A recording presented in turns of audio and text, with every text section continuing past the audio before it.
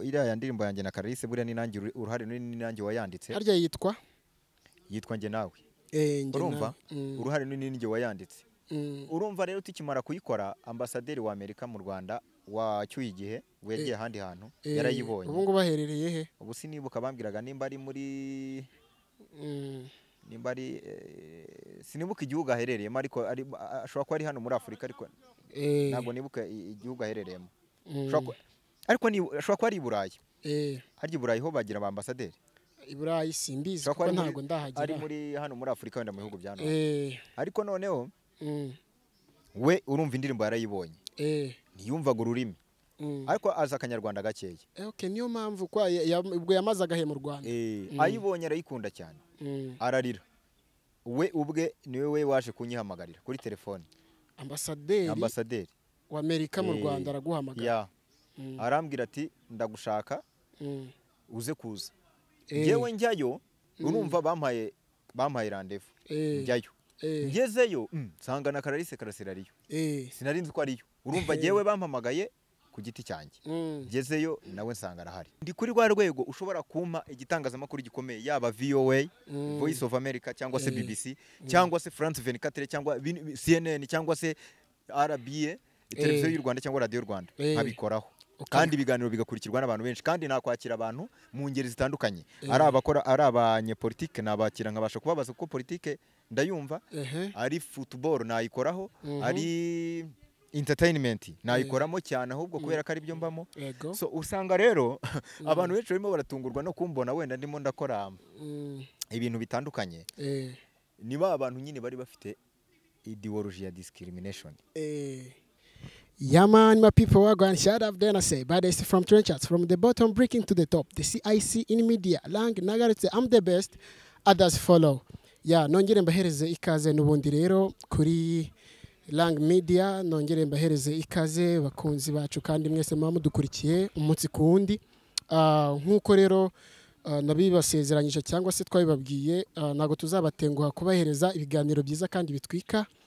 Uyu munsi rero nanone twongeye gutumira umutumirwa umuntu twahamagaye muri iki kiganiro noneho ndakeka ewana uyu munsi ari ukwatwika kuko n'umusitari muramuzi yitwa Akarabo k'Imana ariko ndagira ngo nawe mu abanze abasuhuza bibwire muri rusange.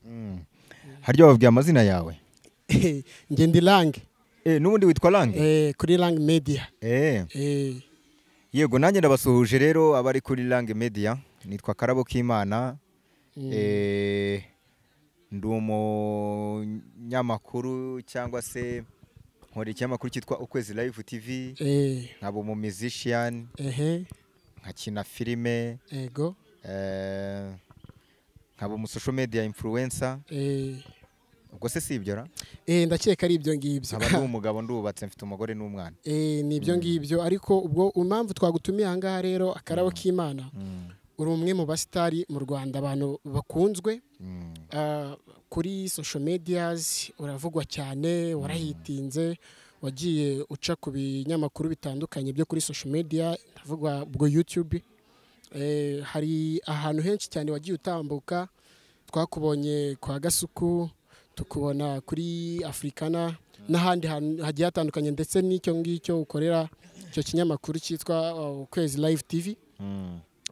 Rero Karabo k'Imana nyimara kuguha ikaze muri iki kiganiro kuri Lang Media ndagira ngo noneho utubwire muri rusange hari abantu benshi ubundi babona Karabo k'Imana ariko batazi ibintu kuri background y'ubuzima bwe kugira ngo aze kuba ari umuntu w'umusitari nyine babe bamubona aha ngaha kuko ni ibintu biba bigoye cyane kubona abantu barakwiyumvishemo abantu bakunda ibiganiro byawe ndetse naho uri bahakunda.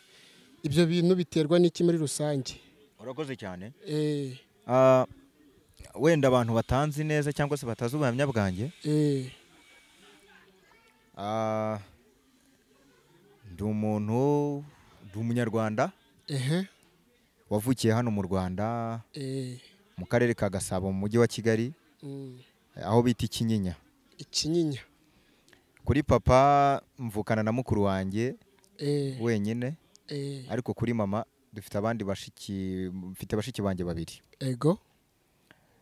Mbo narize nagerageje kwiga nk'abandi bose nubwo bitari byoroshye. Primaire ndayisoza, ya secondaire ndayisoza. Mubitiraho n'andi mashuri agiye atandukanye y'intuza y'imyuga, nize ntuza ICT, ikoranabuhanga. So urumva rero iyo niyo background yanjye. Ikindi nk'uko navuze muri introduction, ndi umupapa, ndubatse, mfite umugore n'umwana. Nabyo bitari byoroshye. Ntabwo byari byoroshye. Ikindi nkaba impirimbanyi y'uburenganzira bwa muntu ku isi. Nkaba impirimbanyi y'uburenganzira bwa muntu.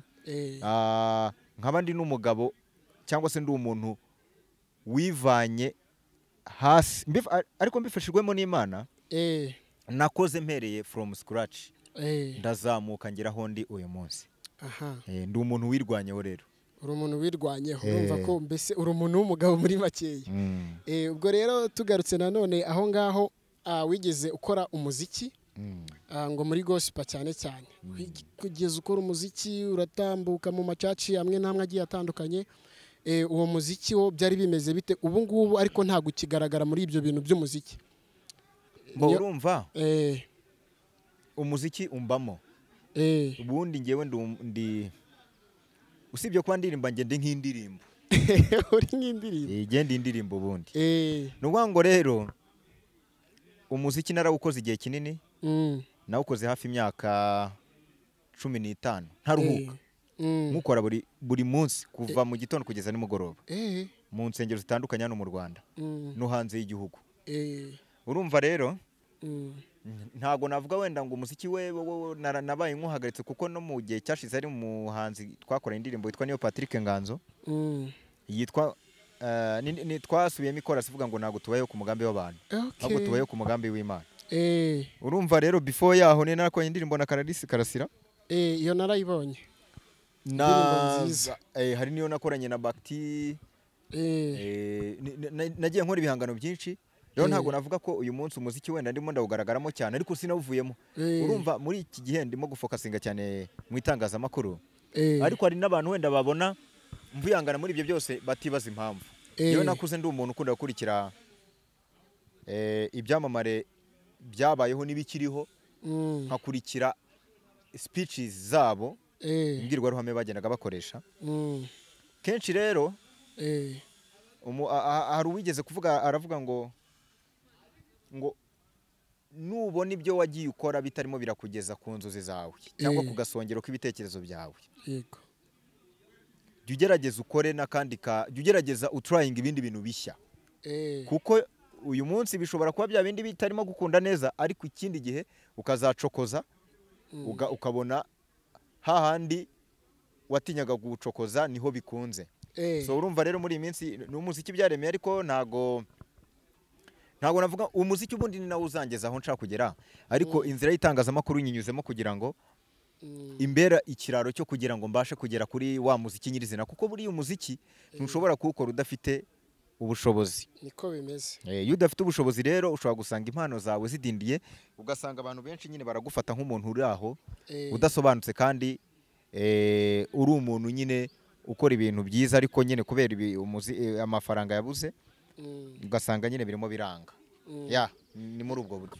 Karabo rero aho ngaho nanone nyuma yaho gato kitubwira ngo buriya uri imirimbanyi y'uburenganzira bwa muntu. Ako kantu ni keza nako, kuko rimwe na rimwe mu buzima buriya uburenganzira bwa muntu bwakomeje kuba ikibazo gikomeye kuri iyi si, muri rusange, aho usanga nyine abantu bagira nyine uburenganzira nyine bwa muntu. Hari ukuntu bavuga ngo uburenganzira bw'abana, ngo uburenganzira bw'umugore, ariko ntabwo ari bo bonyine nyine bahohoterwa.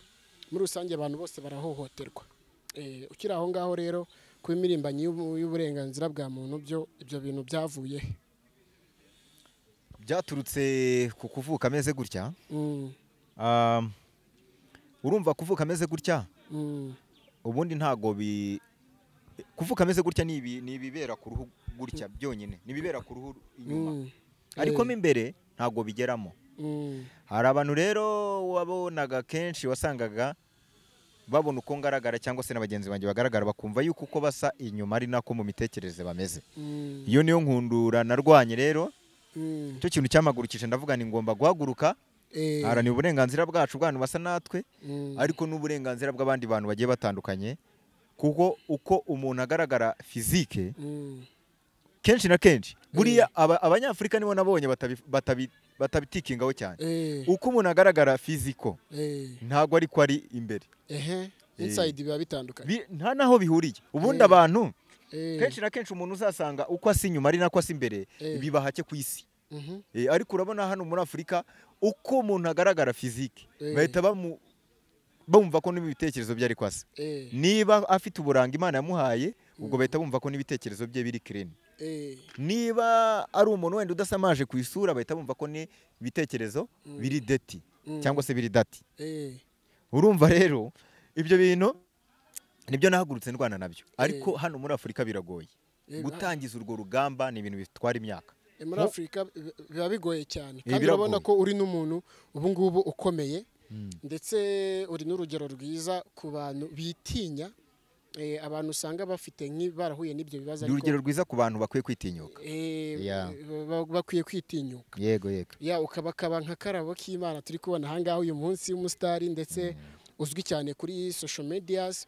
Akarabo rero ngo buriya ntabwo woroshye muri ibi bintu, nubwo nyine wavuze uvuga ati wabijemo kugira ngo wenda abariho ubukwamiye muri iyi minsi, ariko buriya nta nubwo ngo uri umuntu woroshye, urabizi cyane ku buryo abantu benshi cyane babifuje kugutumira, ndetse ukagenda uca n'ahandi hagiye hatandukanye, cyane ko buriya utoroshye. Nta n'umuntu ujya kuvuga nabi, niko numvise. Ntihagize umuntu kuvuga nabi ngo hari abantu bagutinya. Yewe kankubwire, muri ibi bintu ni ibintu mazemo imyaka igiye gusaga 20. Ari umuziki ndawuzi. Ndi kuri rwa rwego wampagarikana n'icyamamare runaka ku isi. Ku isi haririmbana nawe kandi sinsebe. Niko bimeze. Ndi kuri rwa rwego wampa role ya filime ikomeye ku isi. Nkayactinga kandi kaza niba ari filime iri emotionnelle nkaza abantu bazayireba ku isi nabo bakagira emotion. Sibyo?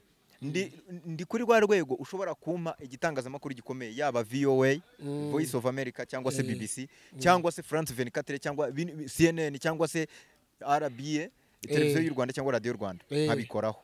Kandi ibiganiro bigakurikirwa n'abantu benshi, kandi nakwakira abantu mu ngeri zitandukanye. Ari abanyepolitike nabakira nkabasha kubabaza kuko politike ndayumva, ari football nayikoraho, ari entertainment nayikoramo cyane, ahubwo kubera ko ari byo mbamo. So usanga rero abantu benshi barimo baratungurwa no kumbona wenda ndimo ndakora ibintu bitandukanye.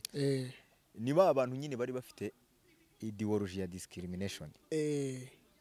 Ahubwo ndibaza kuki nyine abantu bumva yuko ntangaje nkora ibintu bitangaje. So ndakeka abantu muziranyeho cyangwa abantu bakuzi neza bo uyu munsi ntago bakibyibaza, ahubwo nk'umuntu ukubonye aribwo bwa mbere cyangwa se bandi batokuzi nibo bantu bibaza ibyo bintu. Kuko nkanjye urabona turaziranye, n'impamvu mba nagutumiye nshingiye ku byo nakubonyeho cyangwa se na inside muri ho ukuntu umeze, uri umuntu wa danje. Ubwo rero ariko nanone ari amakuru nigeze kumva ngo wigeze uhura na ambasaderi wa Amerika mu Rwanda. Ngarakubwira ati rwose Karabo ambasaderi niwe wantumyeho. Yagutumyeho? Bunana nzi ko ari nk'ahantu mwahuriye. Oya no kuvuga hari n'abantu wenda nabivuze bakagira ngo ni joke, ko urumva jewe nibagiye kuvuga kandi kantu burandi n'umukomedi. Hari igihe mvuga ikintu ukina na comedy. Hari igihe mvuga ikintu wenda ndi muri mood ya comedy, nabivuga ugasanga ibyo navuze by'ukuri umuntu ashatse kubifata nka comedy. Ariko nasohoye indirimbo, iriya ndirimbo yanjye na Clarisse buriya ni nanjye uruhare ni nanjye wayanditse. Harya yitwa Nge Nawe. Urumva uruhare ni ninjye wayanditse. Urumva rero tukimara kuyikora, ambasaderi wa Amerika mu Rwanda wacyuye igihe yagiye ahandi hantu yarayibonye. Ubu ngo baherereye he? Ubu sinibuka bambwiraga nimba ari muri sinibuka igihugu aherereyemo, ariko ashobora kuba ari hano muri Afurika, ariko ntabwo nibuka igihugu aherereyemo. Ariko ashobora kuba ari i Burayi. Harya i Burayi ho bagira ba ambasaderi? I Burayi simbizi kuko ntabwo ndahagera. Ari muri hano muri Afurika wenda mu bihugu bya none. Ariko noneho we urumva indirimbo yarayibonye, ntiyumvaga ururimi, ariko azi akanyarwanda gakeya. Okay, niyo mpamvu kwa ubwo yamaze agahe mu Rwanda. Ayibonye arayikunda cyane, ararira. We ubwe niwe we waje kunyihamagarira kuri telefone. Ambasaderi wa Amerika mu Rwanda araguhamagara. Arambwira ati ndagushaka uze kuza. Ngewe njyayo, urumva bampaye rendez-vous. Njyayo. Ngezeyo nsanga na Clarisse Karasira ariyo. Sinari nzi ko ariyo. Urumva ngewe bampamagaye ku giti cyanjye. Ngezeyo nawe nsanga arahari. Barambwira bati ukora neza, ukora ibihanga. Aranansuhuza arambwira ati nishimiye kuba nkoze mu ntoki zawe, nishimiye guhura nawe. Ariko bikubwira mu Kinyarwanda? Mu Cyongereza. Cyongereza buriya mfite akantu k'akainosiyo. Kandi Cyongereza buriya kubera kivugwa cyane hano mu Rwanda, biragoranye ko wabona umuntu utaza akantu kw'icyongereza na gatoya. Arambwira ati nakwishimiye nanjye ni thank you. Nishimiye guhura nawe. I'm happy to meet you. Urumva ni byinshi. Cyongereza narakigerageje ndapafura arishima aravuga ati uri umuntu ukaze cyane. Ati uri umuntu wa danje. Noneho rero ibinyamakuru byari bihari hari Voice of America barandika inkuru iri no kuri YouTube. Barandika banashyira kuri YouTube, bashyira kuri X, bashyira ku mbuga zabo zose, kuri BBC barandika. Urumva no bino binyamakuru mpuzamahanga bindi birandika. Karabo k'Imana nuko yageze muri ambasade. Ubu ngende kumva uri n'umuntu ukomeye ahubwo ku rundi ruhande rumwe kuko ni abantu bakeya cyane baba. Oya urumva reka nkubwire ikintu kimwe. Wambwiye ngo witwa Lange. Lange buriya nuko Afurika buriya ngiye kubwira akantu warize kandi nawe uri umushakashatsi. Buriya Afurika aba uruhande runini muri Afurika. Ngiye kubwira iki kintu cyumve kugira ngo isi utazajya ubona ibintu biguhinduka nawe ngo ucike intege. Buriya Afurika ushyize ku ijanisha 60% ni injishi. Impamvu mbwira ko Abanyafurika abafite ubwenge ari 40% nuko rimwe na rimwe iyo urebye ibibazo biri muri Afurika cyane cyane bishingiye ku ivangura.